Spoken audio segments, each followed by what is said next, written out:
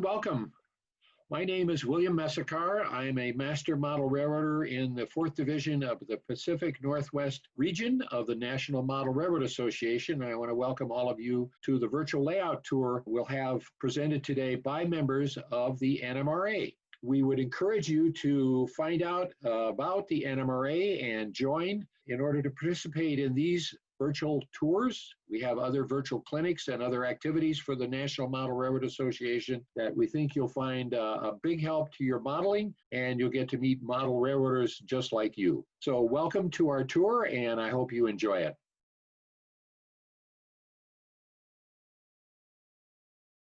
Welcome to the August 8th edition of 4D PNR Layout Tours. Our presentation today will be by Greg Price, who has a beautiful HO scale layout and has done a lot of work in detailed buildings and interiors, and he's going to give us an overview of his entire layout. Thank you guys very much for allowing me to share my layout with you.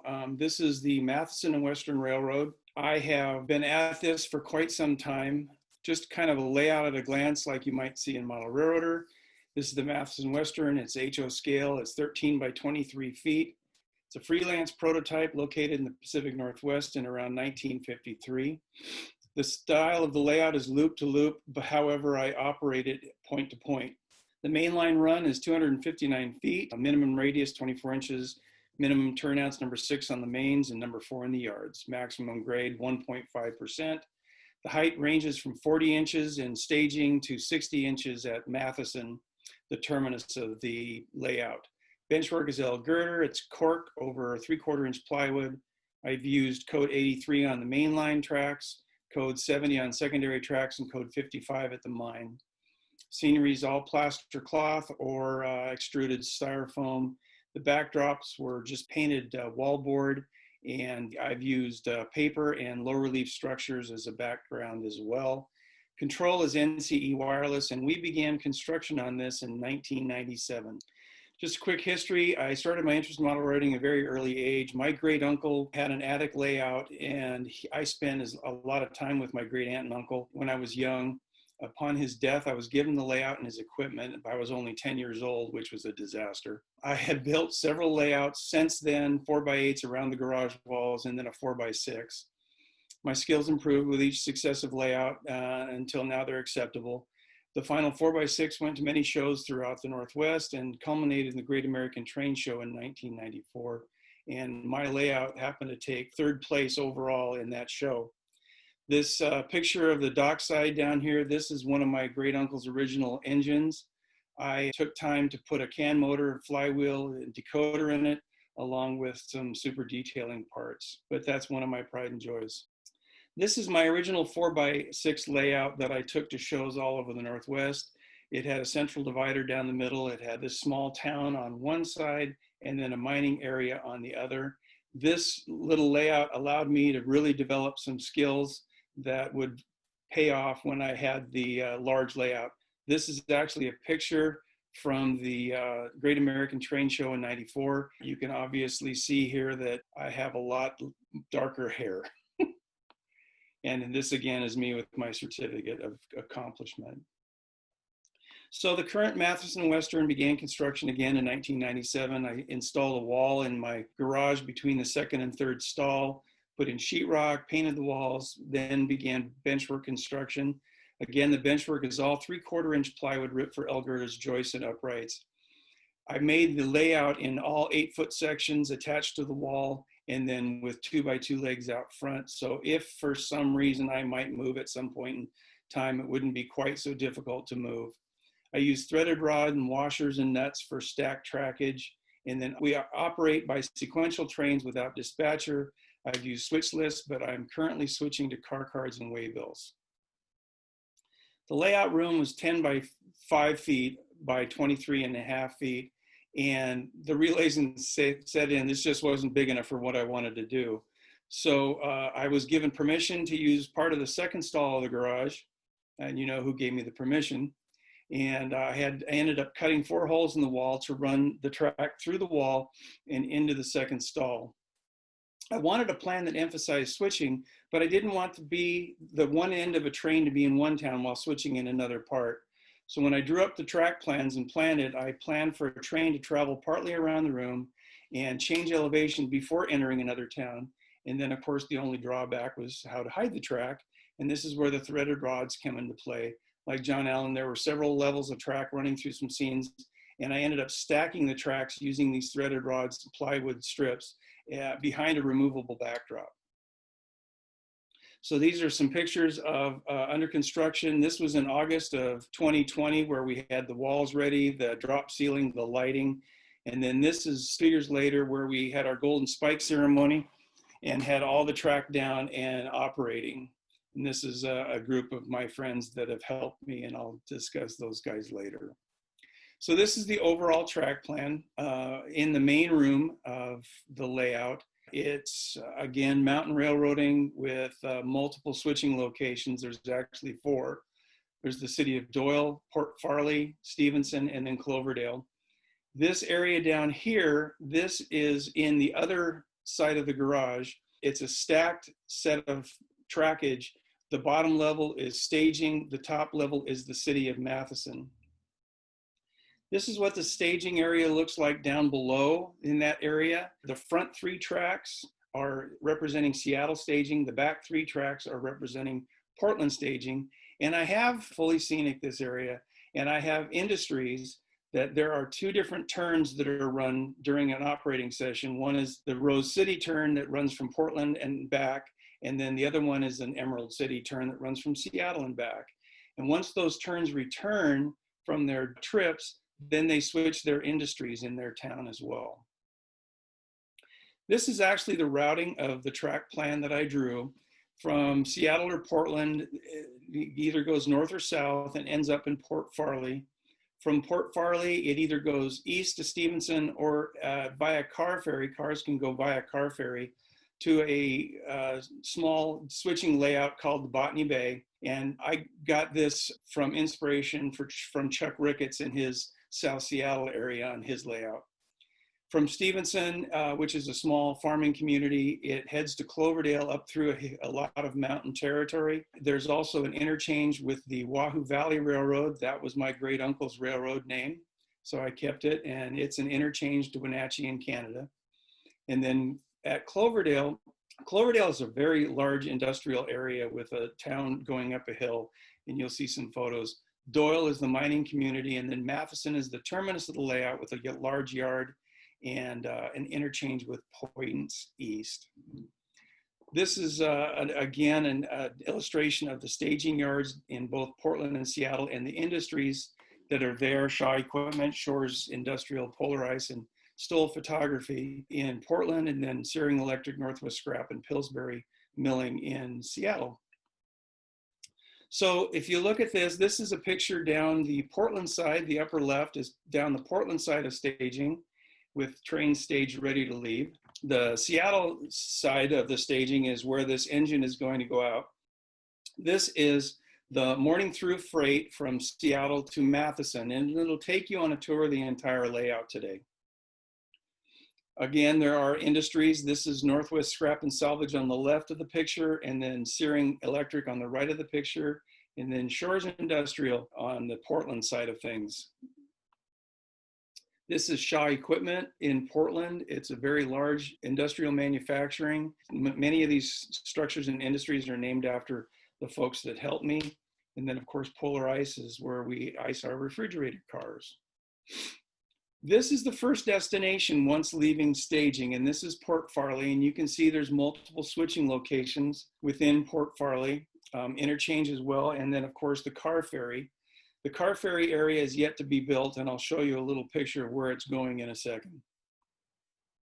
So this is the train entering from Seattle. To the left of the picture, you see tracks running off. Those are actually the tracks that come in from Portland. And then this is actually the track that comes in from Seattle to Port Farley. This is Port Farley Freighthouse, and then down here you can see this is Nemo's Nautical Supply, and then over here in the corner is Wisher's Washer Company. This is an overall view of Port Farley.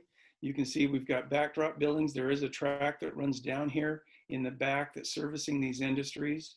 And then this front track that services the other industries. Over here on the left, this is the track to the pier crane, and to the right will be the car ferry. This is looking in at the other end.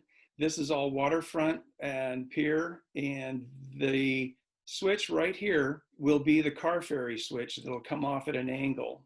And we have to just build a little bubble out there to have the car ferry. The car ferry is slated to be a 12-car car ferry. It'll provide a lot of interchange with the eventual 2-foot by 8-foot switching layout that's in the other side of the garage.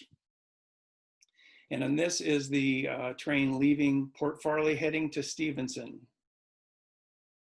So here's a diagram of Stevenson. The train will come in from the right side under a trestle, and there's multiple small town farming type industries, including Farrell Lumber Company, which was a very large family owned lumber company in Longview where I grew up. Here's the morning freight entering Stevenson from the trestle, from under the trestle, I should say. A couple of different pictures of that. This is a Santa Fe 280 that was purchased by the Matheson Western for their through freights. This is upper left is an aerial view of Stevenson. You can see this got a grain elevator, cattle pens, a small cabinet shop, water heater company, and then of course to the left is the area with Farrell Lumber Company. Close up of the cattle pens and an old Sitem Swift meat packing plant, which I have a Campbell Schrock meat company that'll eventually be built and will replace that. This is Farrell Lumber Company. It holds 2 cars for work there and provides a lot of operation opportunities. The tunnel portal in the background here, this is the where you leave Stevenson and start your trip up the hill to Cloverdale. So this is the mountain climb. This is between Stevenson and Cloverdale, and there's a significant climb into the mountains. However, the grade does not exceed 1.5%. Halfway up is the interchange with the Wahoo Valley. This is the tall steel trestle, which it crosses first. It makes a loop and then crosses the John Allen Memorial Bridge, which you guys all probably recognize as a design structure that was on John Allen's layout, the Gory and Defeated. Once it crosses that tall steel bridge, it travels along a cliff and then returns over the top of the John Allen Memorial Bridge, which is here. Then it enters the town of Cloverdale. Now Cloverdale is, I kind of modeled it after the town of Kalama. The city will be built on a hill going up away from you with trees in the background. And this is a major area for switching and transfer. There's a huge diamond brewing company, if any of you like beer. It has multiple spotting locations for many different reefers and cars as well. Longbill Cabinet Plant, my grandfather was the plant superintendent there in Longview. I worked my way through high school and college in this cabinet plant building kitchen cabinets, and so it had to have a place on the layout. There's also a team track, and then Valley Power takes coal from the Michelson Mining, which you'll see in a minute in Doyle, and they have trips every day applying coal for Valley Power. So this is the area coming into Cloverdale from Stevenson. This is a scratch-built trestle that I designed, and it's actually the 2 tracks separate at this left end and are entering the regular track on the right end. The steel girders are actual wooden structures that my great uncle had built that I wanted to incorporate into the layout. This is the Longbill Cabinet Plant. As you can see, it's a foam core mock-up, and I've used foam core mock-ups on the layout for quite some time to represent buildings that I just didn't want a piece of cardboard with a name on it sitting on the layout. It would actually allow me to picture what it was going to look like when the structure was built. This is an aerial view of Cloverdale. The train itself is on the main line. There's a secondary track in between, and then this back track is a house track. And a lot of turns, the Cloverdale turn, Rose City turn, they'll bring cars, drop them here, pick others up, and return to their original destination or where they came from. This is the Cloverdale Diamond Brewing Complex. multiple switching locations here. And you can kind of get an idea what I'm thinking about with this town. The road goes up into town, enters and into this wall, and then it takes a left and splits off and comes into this wall. And there'll be buildings and sidewalks, etc. But this actually is a big drop-in. It's actually a lift out for access back there as well. In the very back, there's going to be a tree-lined set of hills where you'll be able to just, my thought is to go ahead and put in some N-scale buildings that Kurt Laidlaw is going to build for me for force perspective. This is the engine facility. There is a dedicated switcher here at Cloverdale, which again will work on this house track. They'll pull cars off, put cars on, and allow the train to continue on. This is Bartlett Barrel, again, a name for a very good friend of mine, but it is also a foam core mock-up. And what I try to do with these foam core mock-ups is put together an opportunity to, once the building is actually built, all the details will actually transfer from the foam core mock-up to the actual building, the loading shed, the roof details, the signs, etc. Okay, so this is heading out from Cloverdale on its way up the mountain again and on its way to Doyle. On its way, it crosses over the tall timber trestle. I, again, scratch built this trestle with the girder bridge underneath. And this crosses over Allen Gulch, so it's on its way.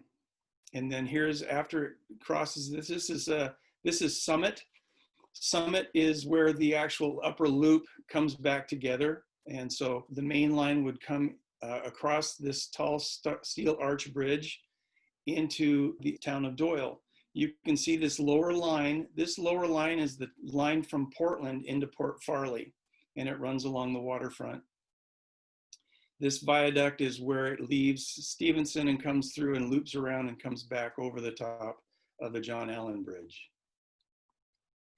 This is the town of Doyle. It's a very small town, but it has some significant switching opportunities.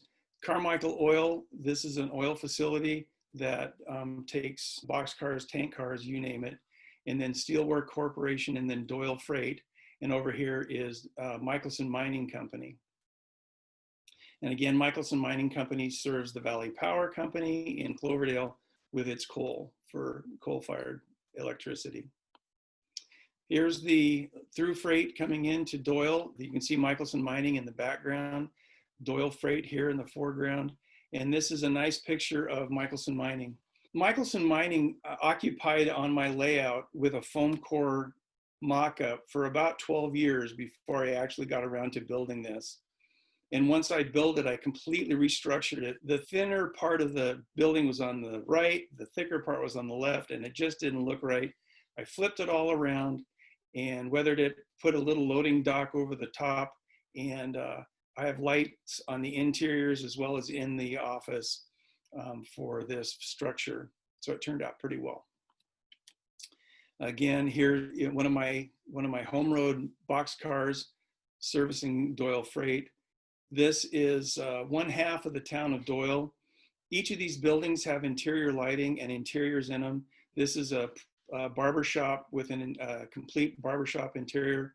This is a pool hall with a pool hall interior, and then Bet's Grocery with a grocery store interior. This Trailblazer Hotel, it's kind of a fun thing. I've had this structure for, years, and I just couldn't resist not putting it on the layout somewhere, so that's where it's stuck. Doyle Mining Supply. Doyle is my wife's maiden name, and I thought it fit for a nice mining community. And then, of course, Valley Bank, and this is Steelwork Corporation in the back here. This is Carmichael Oil and the Doyle passenger station. We do have passenger service. You'll see in a minute, there's a passenger train that runs from Seattle to Matheson and back. And there's also a Matheson and Western passenger train that runs from Matheson to Portland and back. This is a little more close-up view of Carmichael Oil. Again, painted backdrops, building flats, low relief structures, and then, of course, full-scale buildings. This was actually the first scene I put on the layout for the 2004 National Convention Tours. It's old, and we are going to be redoing the entire waterfall scene underneath the stone viaduct. The stone viaduct was cast with multiple castings made from a mold. And here's the train going past the hobo camp right before it enters this tunnel on the left. So here's Matheson. This is the terminus of the railroad. It has a nice engine facility and a few industries service as well, but it's got a 5-track classification yard, inbound and outbound tracks and a caboose track as well. This is the train when it comes from Doyle and enters Matheson over here on the left. It comes under Cass and Sheet Metal. Cass and Sheet Metal is named after a high school friend. And it's a nice view block from one part of the scenic layout to the city. And here you can see it coming in on the main line. This is Pacific Crate and Packaging on the right. Here's an aerial view of Matheson. This is another area in progress. I envisioned early on to have all these buildings with their backs to the viewer, where this would be an alley running down here, but I was convinced by a few others that they should be buildings with their fronts facing out and interiors. So I'll show you in a little bit. Each one of these buildings has interiors in them that I've made. This is the passenger station at Matheson, and this is the Matheson passenger train. This is a Broadway Limited Heavy Pacific. This tender will be eventually painted to match the passenger cars. On the right, you can see the inbound, outbound tracks and the 2 mainline tracks. This is the passenger siding as well as the access to these industries in the back, and then the ice platform here on the right. This is all part of this classification yard. This is looking back the other way. Again, here's the Matheson passenger train. This is the Pacific Crate and Packaging, which is a large industry in town. Of course, here's the caboose track and then the tower for the yard. This passenger train's ready to get out, and you can see that it's heading out now, and there's passengers waiting for the next arrival. And this is all lit as well. This whole area will be scenic with sidewalks and street signs, and stoplights, etc. when I get to it. This city of Matheson is all built on 2-foot by 1.5 foot pieces of plywood, so they can all be lifted out individually, taken to the workbench, scenic, and then put back when they're done, and also lift out for maintenance. Western manufacturing, this came from a lot of buildings that I bought on eBay, and they were all fire damaged buildings. And when I got the lot, there were probably 15 buildings in there in all various stages of destruction. Many had warped walls. They were sooty, dirty from a fire that the gentleman had had in his train room. And so what I did is I basically started by salvaging all the walls, by taking them, putting them on a piece of plywood, covered it with tinfoil, and put them in the oven at 200 degrees for about 5 minutes. And they all flattened out completely. And so I was able to salvage many, many buildings to use on the layout. And this just happened to be one of them. And I scratch built the dock and the awning over the top and the sign. And so it actually worked out to be kind of a great investment because I got multiple buildings out of this. Dixon Fruit and Produce is also another big industry in the town of Matheson. They do a lot of fruit transfer from the Wenatchee area. This is kind of a look in at the engine facility. There's some storage tracks for engines. You can see a steam engine heading in to the turntable and a set of F3A and B unit coming out, Northern Pacific. Northern Pacific shares all the rights of traffic on the Matheson Western, so you'll see a lot of UP, NP, and Matheson Western engines on the layout. So just want to give you a quick idea of what I'm doing in all my spare time. I retired 1.5 years ago in February. And of course, I've been staying home since last February. So I am setting up for car card and waybill operations. We have done, like I said, switch lists, which were great because we found all sorts of little issues on doing the switch list operations. But I'm adding things like foam roads and parking lots, building interiors, lighting and signage, adding sound decoders to my engine roster, and then painting and decaling both my Matheson Western and my Wahoo Valley Railroad engine fleet. This is a foam core road technique that I picked up off of YouTube. It actually uses craft foam from Michaels. It's very thin, but it's also very resilient. You can carve expansion joints in it, cracks, and then I use a combination of earth and gray paint sponged on, and then hit it with black alcohol and India ink for the joints to show. And this is a road that I put together. This is going to go up into Cloverdale and a few other locations as well. Also, I've gone to making building interiors. I just had obviously too much time on my hands. So I've been adding building interiors into some of the structures for both Matheson and Cloverdale. This is a Norge appliance store. You can see inside that I've built multiple washer, dryers, stoves, and refrigerators on this wall over here. I just simply used styrene rod and created those on my own, and then added, of course, signage, weathering, etc. This is Taylor Insurance, named after a friend of mine. He is in the insurance business, but you can see that the lighting and the interiors, it was just a lot of fun. I put wainscoting along the wall, and there's filing cabinets along the wall. So that turned out pretty well. This is Roma's Pizza. I created these tables. I photoshopped checkerboard tablecloths for each of the tables, and then I shrunk down pictures of pizzas and put them on the tables, and of course on the counter as well, with the guy waiting back here for somebody to pick their pizza up.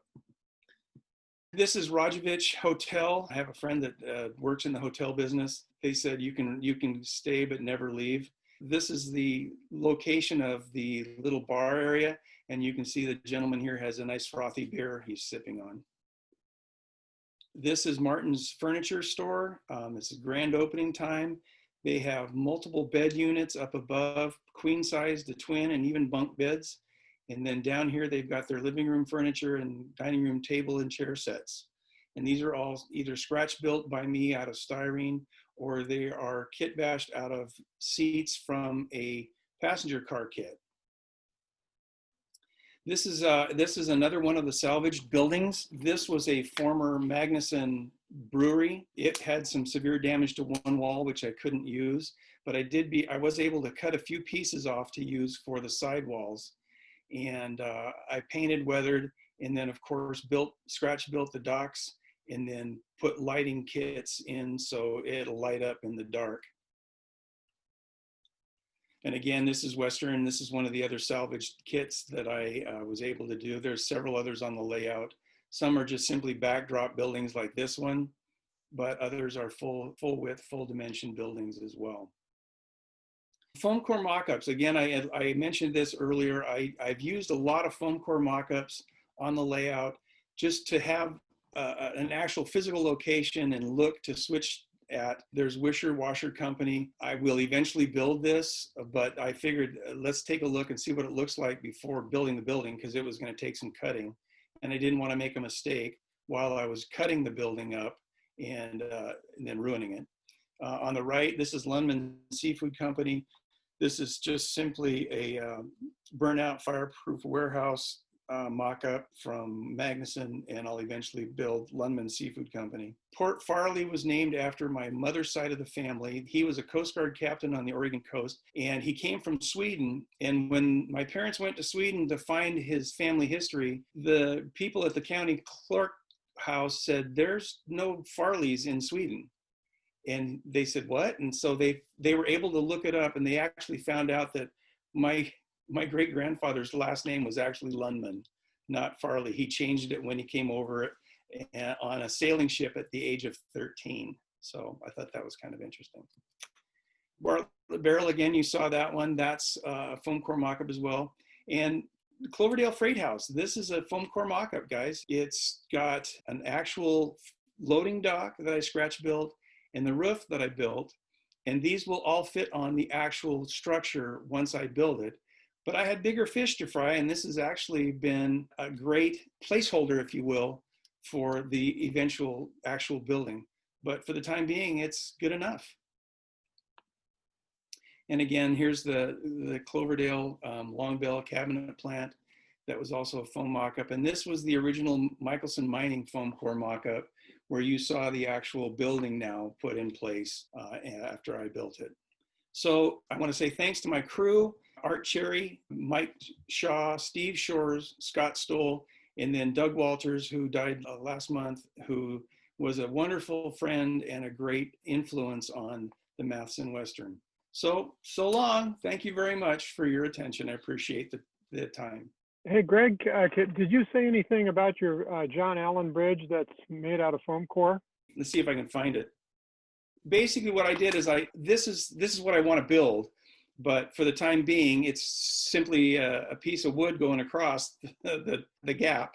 But I carved out, built, and then painted this bridge structure out of foam core and painted it with silver paint. And that's been there for 16 years. Did you cut that out by hand or did you use a tool, a machine? All by hand. Yeah. It's amazing. Well, you haven't gotten a close-up look at it, Burr. But it suffices for the time being. Russ Segner, what is your operating system? I didn't hear that. NCE wireless, and then we're going to be operating car cards and waybills on a sequential system, but right now what we've been doing is switch lists. Great presentation, very clear. Thank you. Well done. Hello again. This is another reminder that this virtual layout tour has been brought to you by members of the 4th Division of the Pacific Northwest region of the National Model Railroad Association. And we hope you've enjoyed it. And we want to encourage you to, again, find out about the NMRA online. Both PNR and NMRA have an excellent website where you can get information about joining and participating in this and other activities like our clinics that are held all over the region. So thank you for joining us today and wish you great modeling.